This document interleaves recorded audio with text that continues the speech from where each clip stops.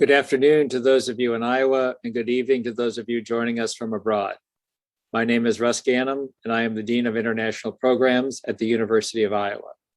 It is my pleasure to welcome you to our first webinar of this academic year, entitled Protests, Military Coup, and Burma's Future, sponsored by the Center for Asian and Pacific Studies. International Programs extends a special welcome to Maxime Boutry, Associate Researcher at the Center for Southeast Asian Studies at the National Center for Scientific Research in Paris. We are excited for what promises to be a fascinating presentation. Today's webinar is part of a series of forums beginning last year, dealing with the intersection of politics and health, particularly in Asia. The instability arising from these conflicts varies, of course, according to country and region, but its effects on poor and vulnerable populations reverberate throughout the world.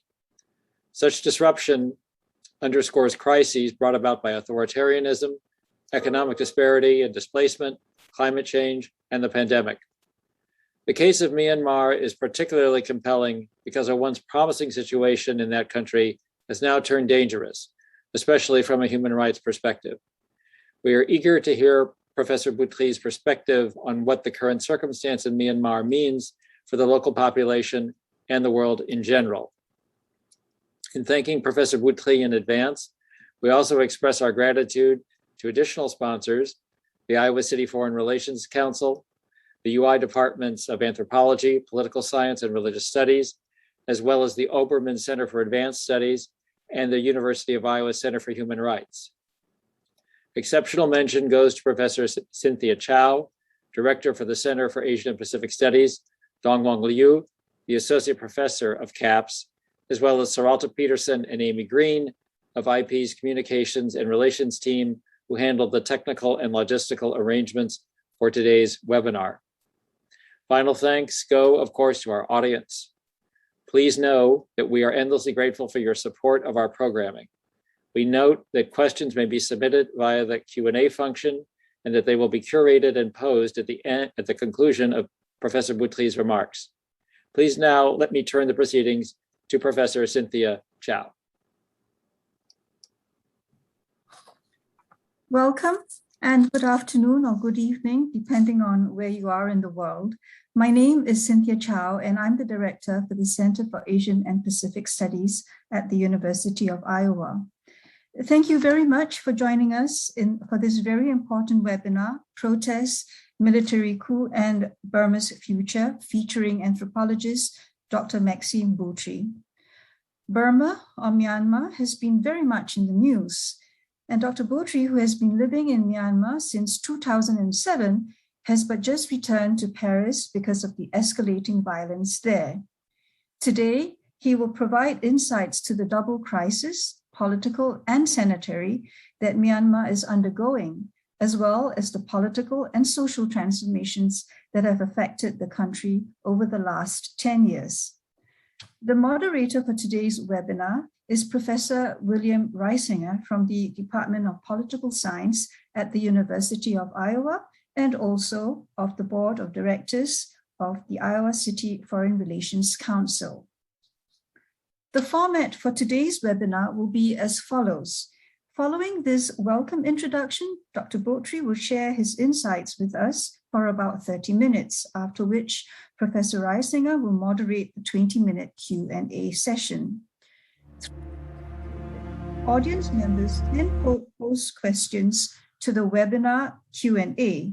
Submit your questions for the presenter into the Q&A pane located along the bottom of the screen. You have the option to post your questions anonymously by clicking on the Send Anonymously checkbox. The moderator, Professor Reisinger, will share questions with Dr. Boutry following his presentation. This event has been made possible only because of the invaluable partnerships of various co-sponsors and collaborators that the Center for Asian and Pacific Studies has been privileged to work with. They include co-sponsors UI International Programs, Iowa City Foreign Relations Council, UI's Department of Anthropology, Department of Political Science, and collaborators Obermann Center for Advanced Studies, UI Center for Human Rights and Department of Religious Studies. It is now my pleasure to present to you Dr. Maxime Boutry. First, let me thank Cynthia Chow and the Center for Asian and Pacific Studies for inviting me here.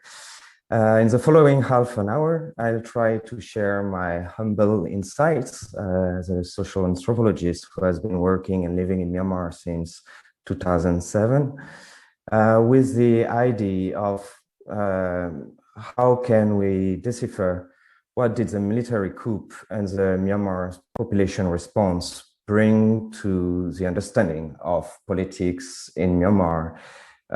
So through this military coup political crisis, and also with some references to the ongoing sanitary crisis due to COVID-19.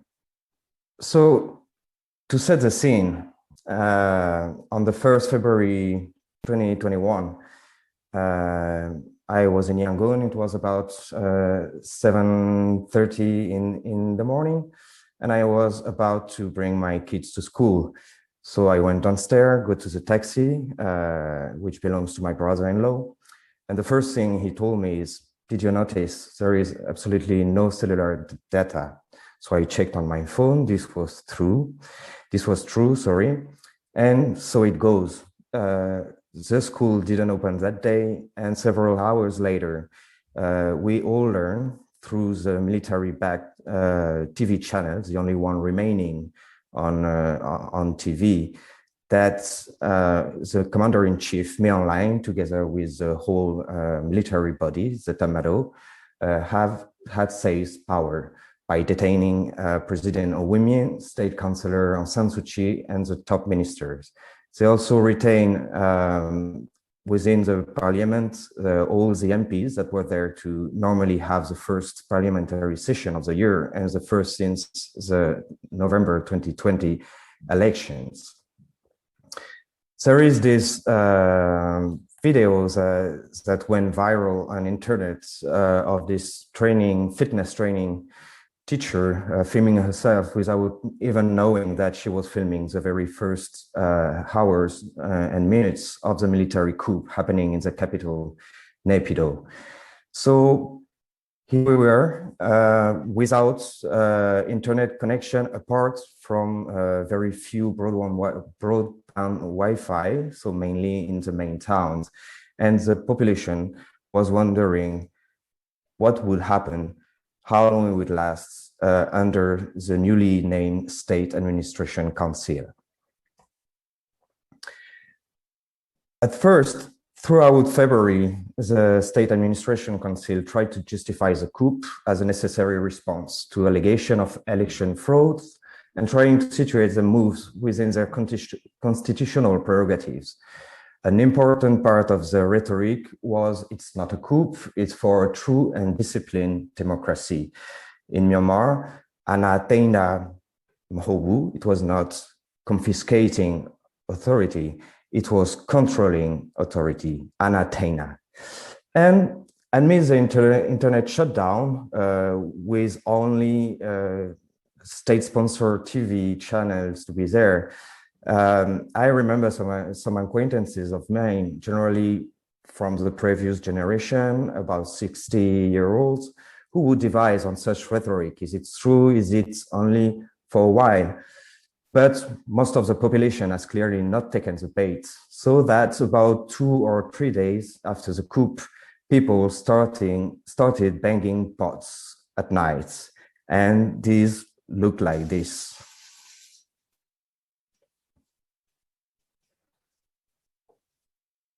So in Myanmar, banging pots like this has a meaning traditionally done about the end of the Buddhist Lent, which is to chase the evil spirits. So without speaking aloud of the meaning of these banging pots happening about 8 o'clock in the night, in the evening, people were trying to chase the evil military from ruling the country. Amid the first night arrest, people also bank pots to inform neighbors, mobilize, and even sometimes successfully prevent arrests of some presumably opponents by the police force. In this first day, it seems to me that many people thought that the coup may not last if showing strong rejection. And to speak honestly, I was among those. The rumor of Aung San Suu Kyi, the state councillor, being released only a few days after the coup, with all the people going down into the streets and banging pots as a sign of victory, demonstrate that many people were still thinking that maybe it wouldn't last. But as we know now, this was not the case. So why and how did the coup happen? And I think to make the case, we'll have to go a little bit through history. So without being too long, and if you allow me to take some shortcuts, we must first underline that pre-colonial political relationships in the region, much before being as a Myanmar country, these relationships function on what we generally call a mandala basis, with relationships to power based on clientelist ties rather than symbols backed by coercive power. But through the colonization period from the first half of the 19th century to 1948, the British tried to shape what was once a central fluctuating Burmese kingdoms with very loose ties to its ethnic neighbors into a single entity, a single colony, by imposing state royalism itself hierarchized along ethnic lines as categorized by the British themselves. This was made possible notably through evangelization efforts by Christian missionaries who managed to convert a significant part of animist ethnic minorities to Christianity. While the Sangha, or Monghood of the Burma areas, was a nominally self-governing religious institution, it took its authority from the king. So under the colonial rule, it underwent a lot of transformation. And then by the end of this colonization period, arose General Aung San. General Aung San was a quite nationalist general who created the 2 days army body, which we call the Tamado, to first fight along the Japanese, believing he could oust the British from the country, then with the British to kick Japanese outside. In the negotiation of independence with the British, who knew the very lines of dissensions between the Burmese, or what we call the Burma majority, and the ethnic, partly Christianized minorities, he was more or less forced to show his willingness to create an all-inclusive Myanmar nation or Burma nation through the well-known Pinlong Conference, which is still considered as the first federalism project of the country. However, the promises of decentralization and relative autonomy made during the conference were never fulfilled, as Aung San was assassinated soon after. So post-colonial Burma was left with a central, mainly Buddhist and Burmese or Burma government with dozens of ethnic political forces that soon sought autonomy, notably through armed conflicts. And this paved the way for Burmanization process of the country, trying to impose the main Burma language, social values, and Buddhist religion through education, proselytism, and coercion.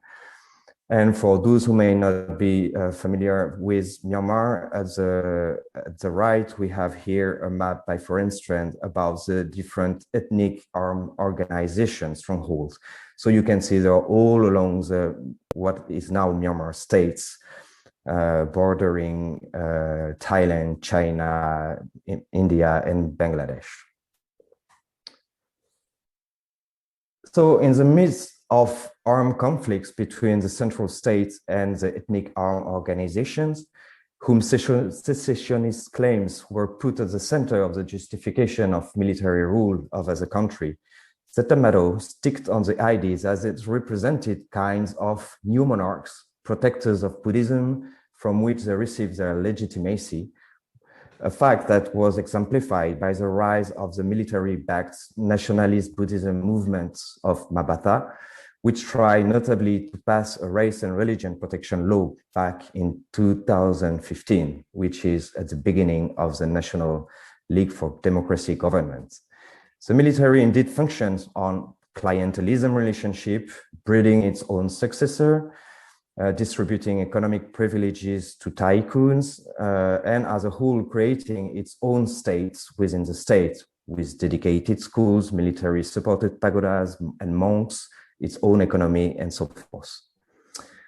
Whilst Aung San Suu Kyi rose as a political opposition leader during the turmoil of the 1980 uprising in response to the General Ne Win mismanagement of the country's economy, General Ne Win that you can see pictured here at the center, she draws her influence, or Oza in Burmese, in great part from being the daughter of General Aung San.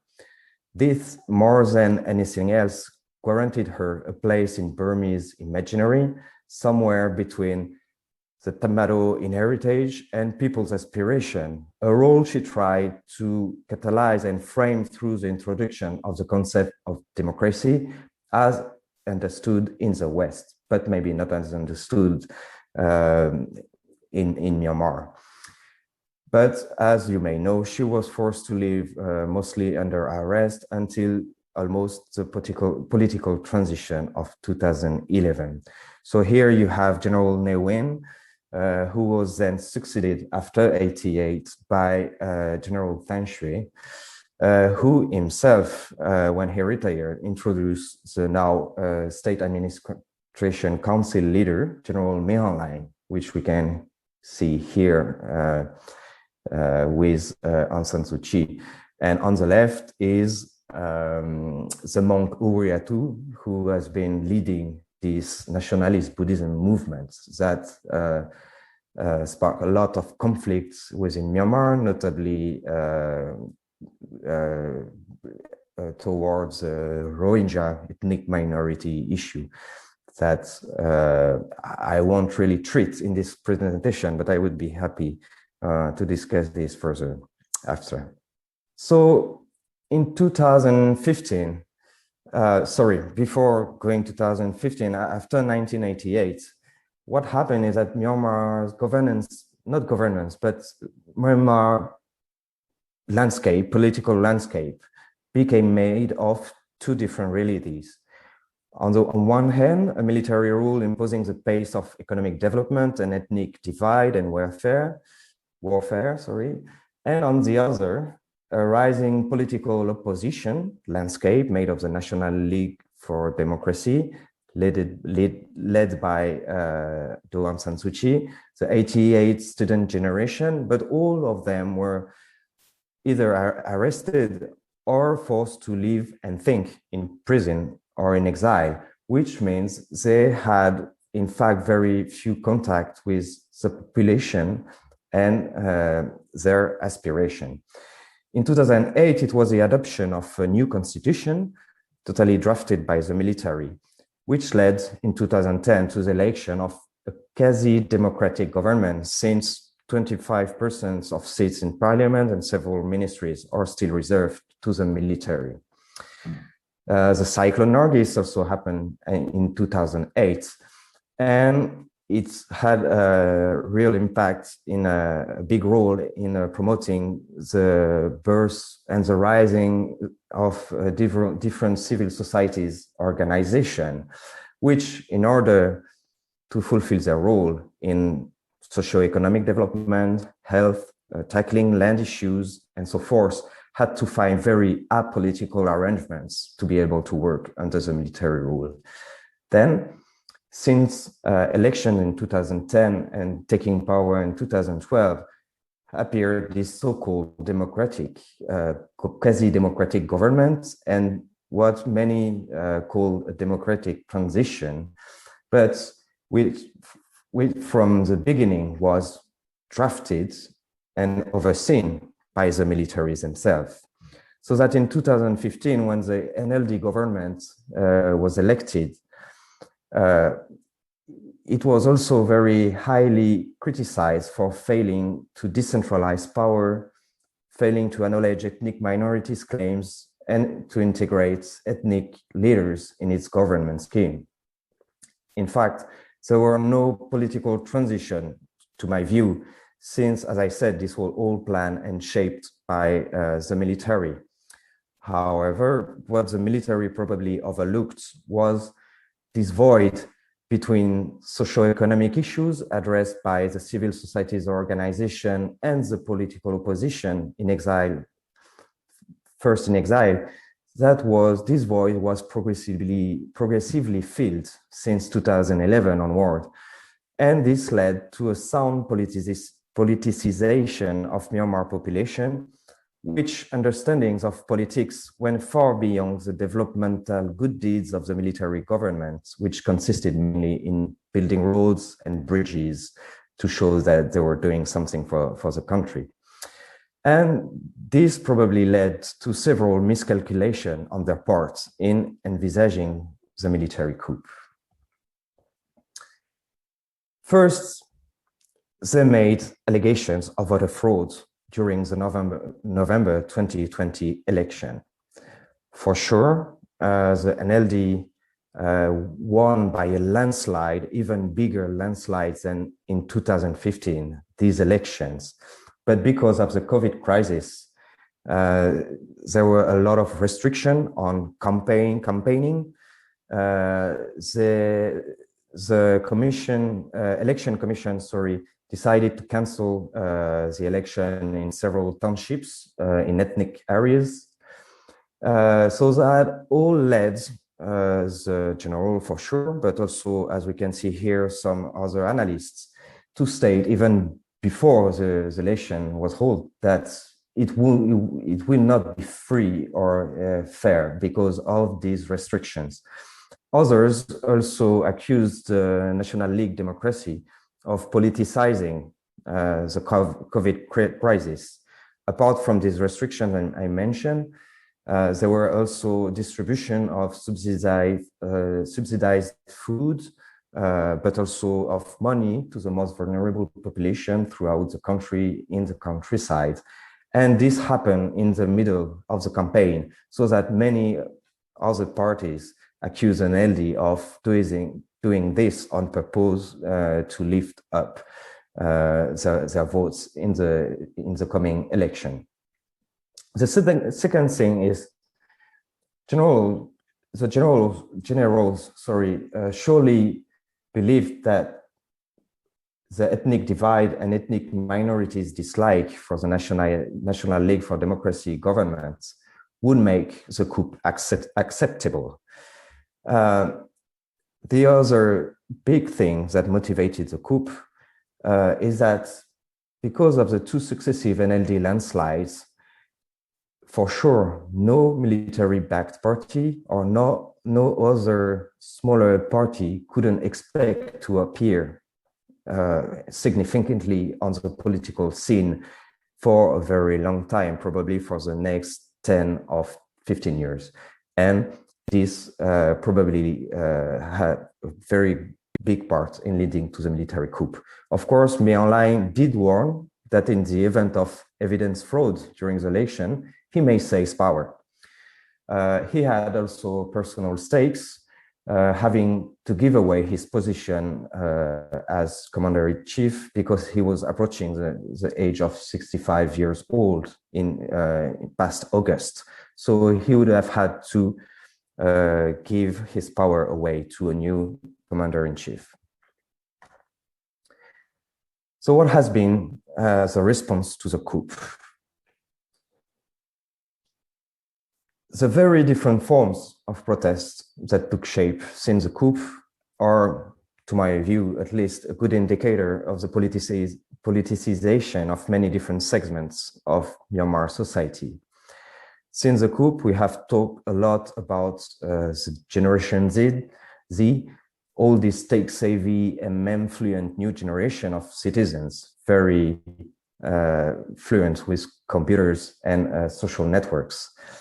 But the civil disobedience movements, for instance, involve workers from all ages and all sectors, and they manage successfully to hamper the proper running of Myanmar country by the State Administration Council. So people from Department of Forest to Department of Railway or Electricity went down into the streets and refused to work under the military council. The other thing is that all ethnicities also occupy the streets, notably with the creation of the General Strike Committee of Nationalities, on which I will elaborate further. Women were also at the forefront of street mobilization, expressing in an unprecedented manner a progressist contestation of the Burmese patriarchal society incarnated by the Tamado. They notably launched what they call the Tamain debate, which means the Sarong Revolution, which consisted in hanging up into the streets their sarong. And most of Burmese people believe that a man going under a woman outfit, especially a sarong, will lost or at least diminished his pong, which means more or less his power as a man by going under. So you had all these pictures of military personnel first taking out all this sarong in the streets to be able to go further. But of course, this didn't last very long. Among other kind of protests, the boycott of military products, the boycott of state lottery, and people refusing to pay taxes as well, really threatened the capacity of the State Administration Council to govern this country. Now, what I believe is another big sign of the increased politicization of Myanmar society has been the different modes of occupying space, adapting forms of protest to the increasingly violent repression from the police and military forces. Because at first, there were this massive demonstration throughout the country. Here, the picture has been taken near Sule Pagoda in Yangon. It was tens of thousands people going down in the streets, happening in the beginning of February, throughout the months of February. But beginning in the months of March, the military started to crash down on protesters and using increasingly violent ways. And as of today, killing more than 1,000 people. But it didn't totally deter people from protest. So one alternative form of protest that appeared is what we call, and what is still happening, flash protests. These are organized very quickly. They gather only few people shouting slogans, anti-junta slogans, and with the capacity to disperse, to break the manifestation very, very quickly, as you can see here. This also is increasingly difficult to do because of the systematic control by the military and police forces of the streets, especially in urban centers. So you may even find protests without people. And the video I show here taken from the Midzima TV outlet happened only a few days ago. So the guy, we just put the banner with anti-junta slogan.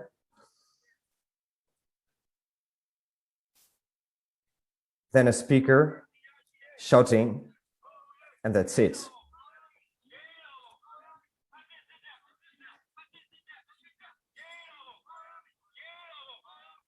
But still, they are occupying the space and still demonstrating that they don't want military rule. Then there are people's discourses, as we could observe in the streets, but also on social media, that systematically annihilate the calculations of the generals concerning the possible reactions to the coup d'etat. Among the main discourses we can observe, there is first, we want to acknowledge the results of the November 2020 elections. Most of street protests throughout the country, not only in majority Burma areas, call on the return of their rightful leaders, State Councillor Aung San Suu Kyi and President U Win Myint. But more interestingly, what first was a very non-acknowledged process of Burmanization has now taken root within the Burmese population itself. So it's not only a matter of ethnic minorities anymore. And for sure, for most of people, the return to military rule is definitely out of scope as long as they can fight against it. So what are the prospects for Myanmar country right now? We can't be over optimistic at all, and this situation, I believe, is very saddening right now. So as I said, there were massive crackdowns on protesters beginning in mid-March until today, which led to new forms of armed resistance from the population itself. It's not been long from the beginning of this crisis for ethnic armed organization to resume the fights against the Tamaro, even for all those ethnic armed organizations that had signed a ceasefire with the Tamaro. Later on, different forces, in fact, made of young people, students, but also young workers who went to undergo training in ethnic areas and came back to their Burmese native places, were formed in order to fight the Central National Military Force of the Tamaro in Burma areas. And then another very important parameter in this is the third wave of COVID-19. While the first wave was possibly politicized by the NLD government, the State Administration Council weaponized it by notably confiscating oxygen tanks, failing to valorize their meager redistribution of oxygen tanks and other goods to public hospitals, while most of these hospitals stopped functioning early through the coup, notably because striking health workers. But they also hampered COVID health support by civil society organizations. They even they even set up some civil society organization by pretending people were ill with COVID just in order to arrest these civil society organization members. So not so long ago, the 7th September 2021, the National Unity Government announced a defensive war against the military. The National Unity Government has been formed of former elected ministers and MPs throughout the country, those who managed to escape arrests, but also now includes a lot of different stakeholders. And the NUG recently called on what most people referred previously to as a D-Day, which means the day this shadow government, the NUG, call on nationally coordinated defensive war against the Tamaro. So as of today, there is increasing violent confrontation between these people forces and the Tamaro. And many of my friends see this fight as more or less hopeless and even accuse the energy of leading Myanmar's gullible youth to slaughter. A view that the massive involvement of young people from all over the country may partly counterbalance. Now, to my opinion, which is shared by other observers, without a major split and or defection from the army, the resistance movement is unlikely to succeed. Now, if it succeeds, there may be several positive outcomes, and I will end soon with this slide. So after the coup, elected members from the 2020 elections form what they called the committee representing the Piduluto, which is a parliament. One of the first things they did is rejecting the military drafted 2008 constitution and propose a new federal charter. Parallelly to this, there was the creation of a general striking committee made mostly of students, but also involving a lot of non-NLD aligned opposition stakeholders. And together, the General Strike Committee of Nationalities, which included ethnic politic representatives from more or less all over the country. Then the National Unity Government was formed in April 21, following the increasing calls by ethnic leaders to the NLD to form a new alternative government that should be more inclusive and more representative. So now the NUG include ministers from Kachin, Karen, Chin groups. It also appointed deputy ministers from Kachin, Karen, Mon, Kayen, Kareni, and Taong group. And it also, the NUG also promised the recognition of the Rohingya ethnic minority, although this point remains highly contentious. On the other side, the NUG is not anonymous among opponents of the junta, and behind the appearance of unity as an opposition movement, some of my informants speak of recurrent criticism, particularly from ethnic parties, of the weakness of the proposed federal charter.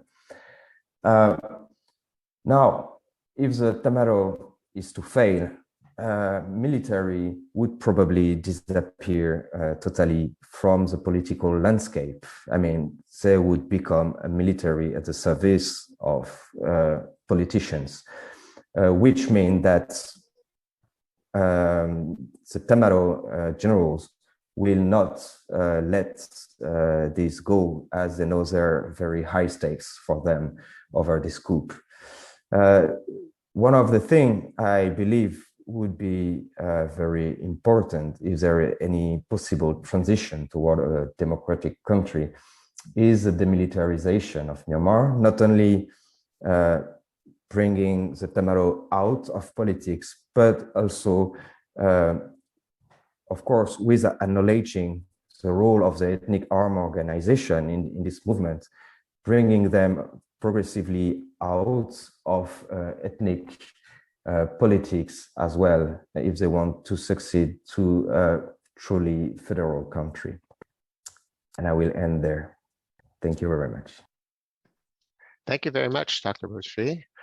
We'll now proceed to question and answer period, and we should soon have some questions that I can share with you.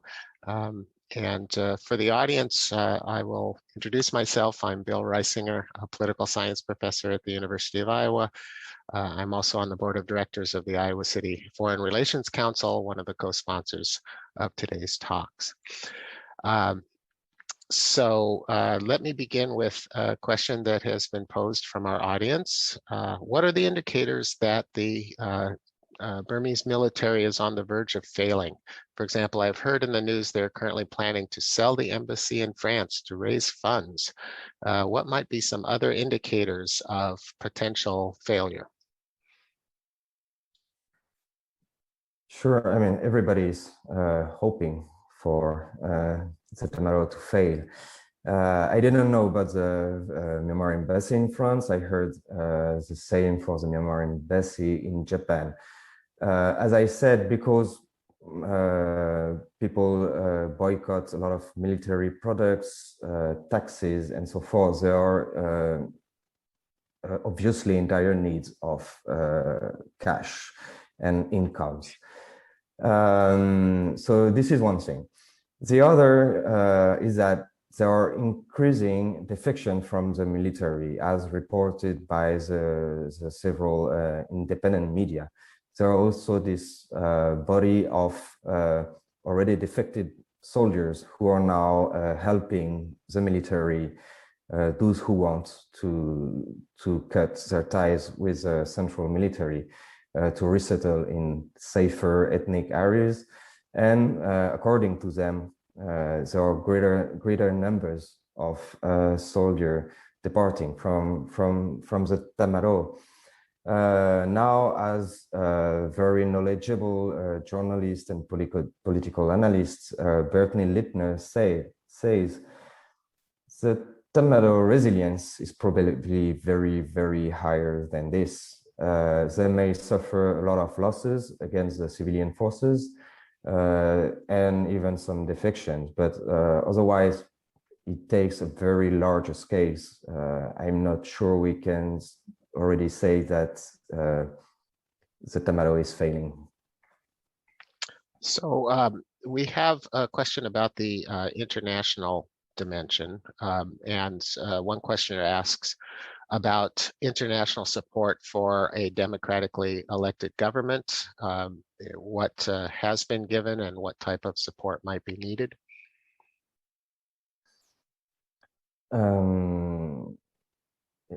If we want to be brief, there is almost no international support from the opposition and this national unity government so far. They surely expected much more recognition from third countries. So recently, there's been this UN commission to state on who will occupy the seat at the UN for Myanmar. Until now, it is occupied by Ujo Mothong, who is a former ambassador of Myanmar, but since then has been discredited by the Tamaro because he raised his voice against them. But they didn't decide yet who will sit. So there is much more support needed from the international community.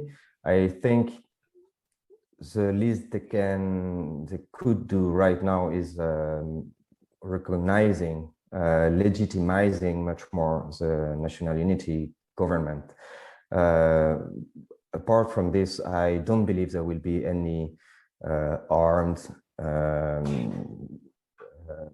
intervention or whatever in Myanmar, as there are not so much stakes in Myanmar apart from China and Russia, who are more like supporting the current junta.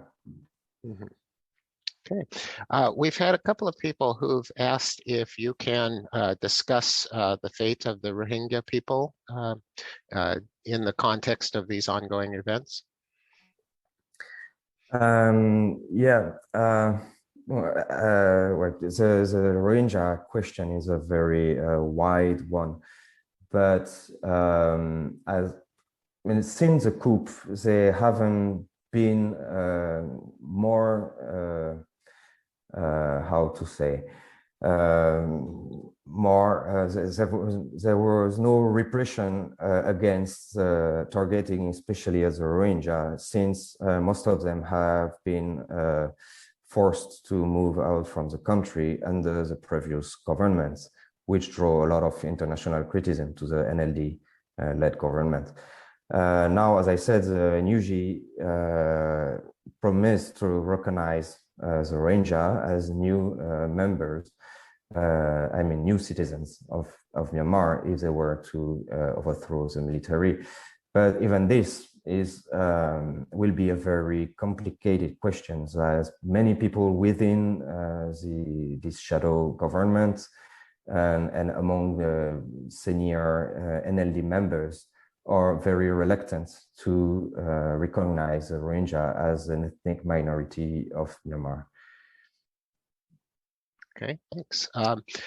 Here's a question about the ethnic guerrilla movements. Are they able to move against the military, I guess, in some sort of coordination, or do they only operate in their own ethnic enclaves? They mainly operate in their own areas, but not only. There have been an increasing collaboration between these ethnic groups and what we call the People Defense Forces, the PDFs, which are affiliated. I mean, there are PDF in many different locations, either in the countryside or towns of Myanmar.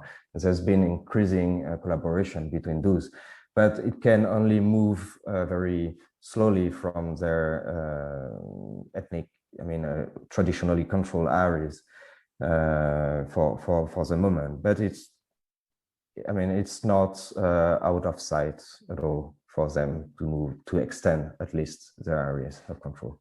Mm-hmm.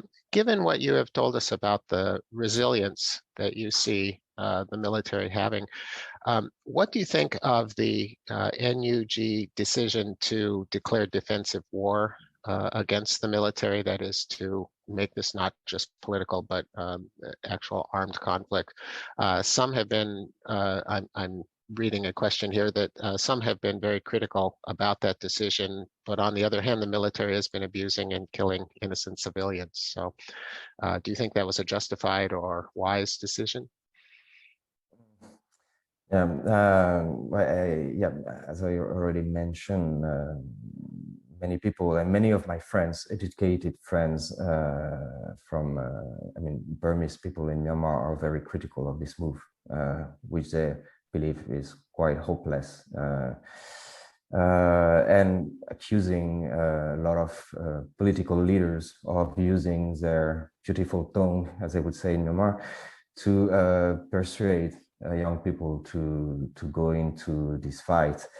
That's all I could say. I mean, as a researcher, I will not really state my own vision on this. Yeah. Sure. One question I would like you to say more about the understanding of democracy. You mentioned that there's a difference between Western understandings and those within the country. Could you elaborate on those differences and what they might mean for realizing democracy within Myanmar? Yeah, good question.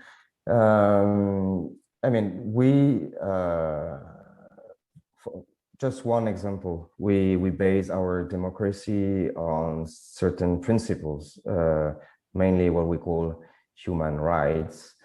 In Myanmar, human rights, first, the term itself means rights, but means also opportunities. So Lu Okunye means human rights, but also opportunities people could get.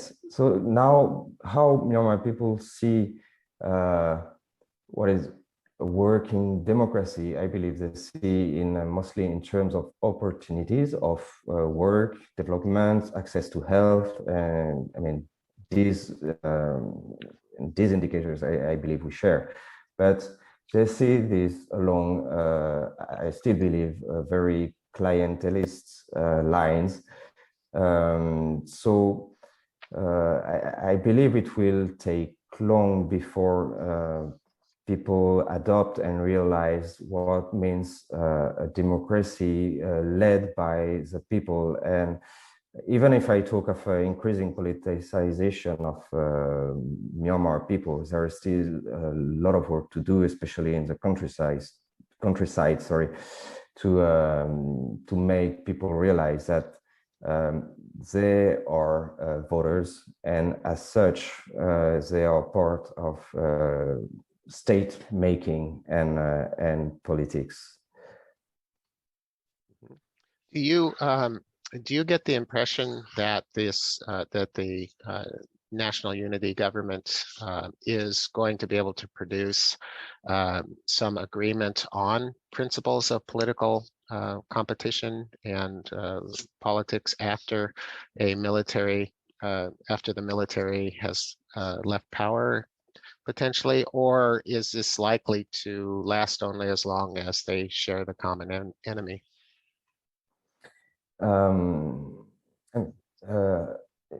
If we're, I mean, I didn't get exactly, do you mean arrangement with the current military or? No, the national unity, the NUG movement represents many different political forces within Myanmar. And I wonder about in the long run if they can remain unified.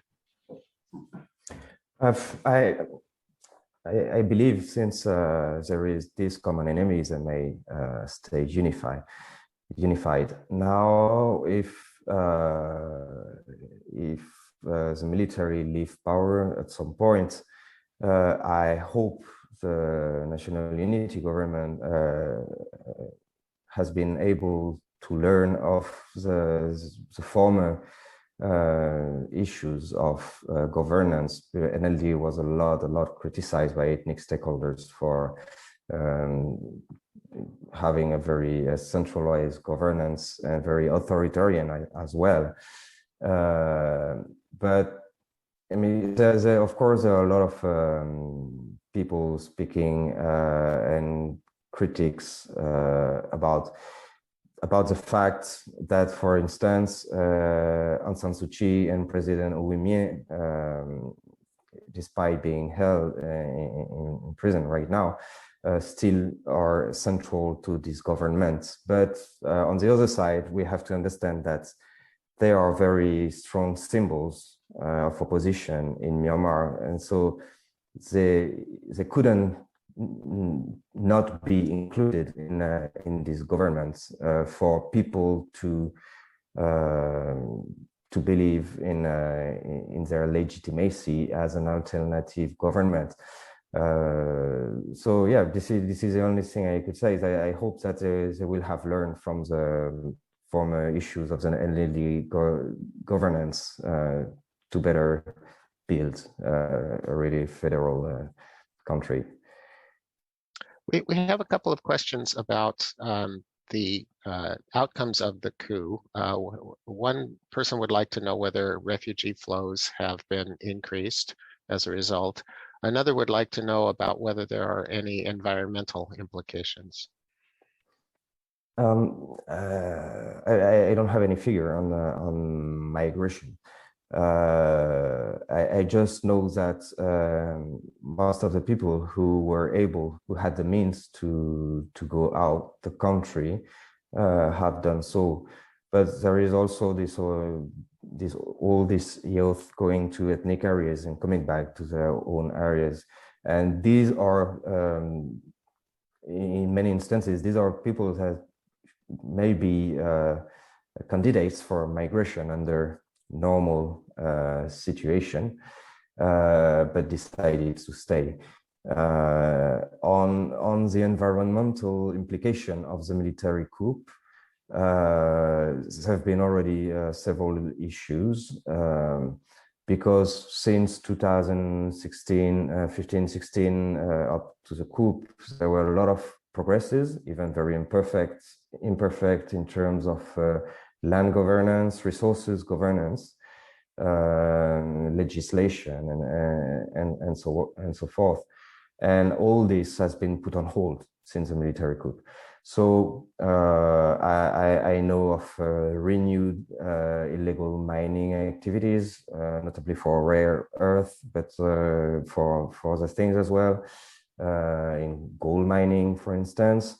We know also of newly issued contracts for timber extractions, which of course are totally under the radar and out of any monitoring possibilities. So there will be very likely a lot of environmental implication. Yeah. Okay, we can have time for one more question that perhaps you can answer briefly. Can you say anything about the Chinese presence, including the capital and business ownership in Myanmar? What is their micro and macro presence in the country?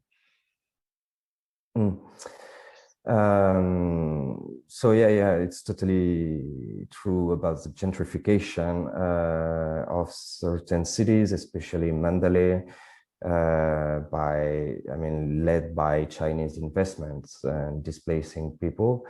The coup has been a period where the majority of the Myanmar population expressed their anti-Chinese feelings because China sitting at the UN and hampering any strong statement from the UN on the current political crisis is one thing. They have been since 1 month or so referring to the current State Administration Council as the government, so bringing kind of legitimation of it.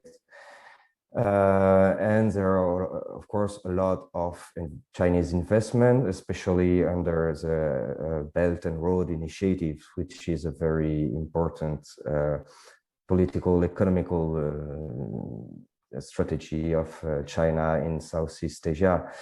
So, of course, they have a very big role to play in this crisis. For the moment, people perceive them mostly pro-military. Then recently, the Chinese Communist Party invited a representative from the National League Democracy to attend their rally. So it's hard to say, but they surely have a role to play in trying to calm down the situation, and maybe, who knows, probably bring people to some discussions. I mean, the NUG and military to some discussions. Well, great. We have run out of time, and I want to thank you for all the insights you've provided today. This has been very, very informative. Thanks also to everyone who provided those very interesting questions. Since I'm a board member of the Iowa City Foreign Relations Council, I just want to say that we've really enjoyed working with Cynthia Donglong and the IP staff to make this possible.